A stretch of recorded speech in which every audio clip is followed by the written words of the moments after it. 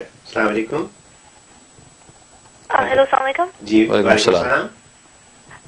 حضرت ایک تو میں نے آپ کو بہت بہت شکریہ ادا کرنا تھا. آپ نے جب سے ہمیں وہ کوشر پروڈکٹس کے بارے میں بتایا ہمیں اس سے بہت فائدہ ہوا ہے اور الحمدللہ ہم نے اپنے گھر میں بھی بہت امپلیمنٹ کیا ہے ماشاءاللہ. جی الحمدللہ. اور وہ دوسری بات میں آپ سے کہنی تھی کہ ریسنٹلی مجھے گلوٹن اور یہ جو روٹی اور جو دودھ ہوتا ہے اس طرح کی چیزوں سے نا الرجی ڈیولپ ہو گئی ہے سیویئر قسم کی. روٹی وائٹ روٹی میں نہیں کھا سکتی بالکل بھی.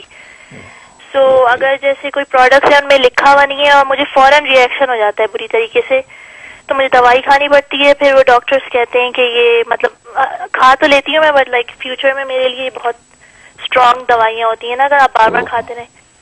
سو اس کا آپ ایک بتا دیں. اور آپ نے بتایا تھا ایک کہ یہ جو ہوتا ہے ایکنی میڈیسن جو لوگ کھاتے ہیں وہ حلال نہیں ہوتی. سو کس طرح کو ہم حلال طریقے سے لائک ایکنی میڈیسن ہم لوگ کھا سکتے ہیں جو حلال ہو. بہت بہت شکریہ. ایک تو انہوں نے پوچھا ہے الرجی کے بارے میں. مختلف چیزیں کھانے سے الرجی ہو جاتی ہے خاص طور پر سفید آٹے.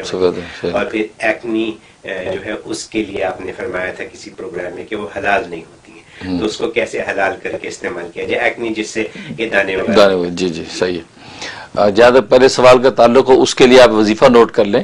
انشاءاللہ جن کو بھی کسی بھی فوڈ سے الرجک ہوتی ہے اس سے ان کو بہت فائدہ ہوگا. ایک تو یہ کہ سورت غاشیہ حل عطا کا حدیث الغاشیہ 9 دفعہ پڑھنی ہے اور اس کے بعد سورت طارق 11 دفعہ پڑھنی ہے.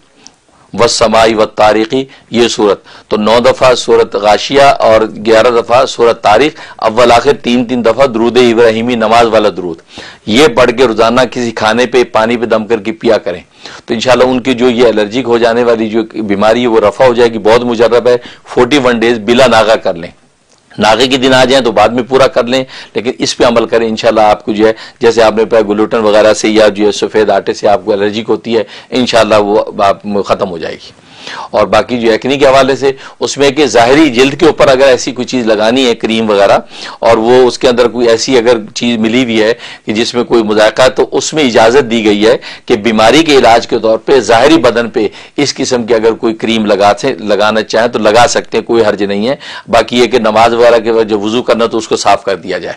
تو بطور علاج کے آپ ظاہری استعمال اس کا کر سکتے ہیں کہ جس میں اگر کسی قسم کی جو ایسی چیز ملی ہوئی جو ناپاک ہے یا ناجائز ہے لیکن ظاہری استعمال اس کا جائز ہے, اس کی گنجائش ہے. چنانچہ حضرت حکیم الامت مجدد ملت مولانا شفیع تھانوی رحمہ اللہ تعالیٰ نے بہشتی زیور میں اس پر تفصیل سے کلام کیا ہے تو اس کو آپ استعمال کر سکتے ہیں. بہت شکریہ.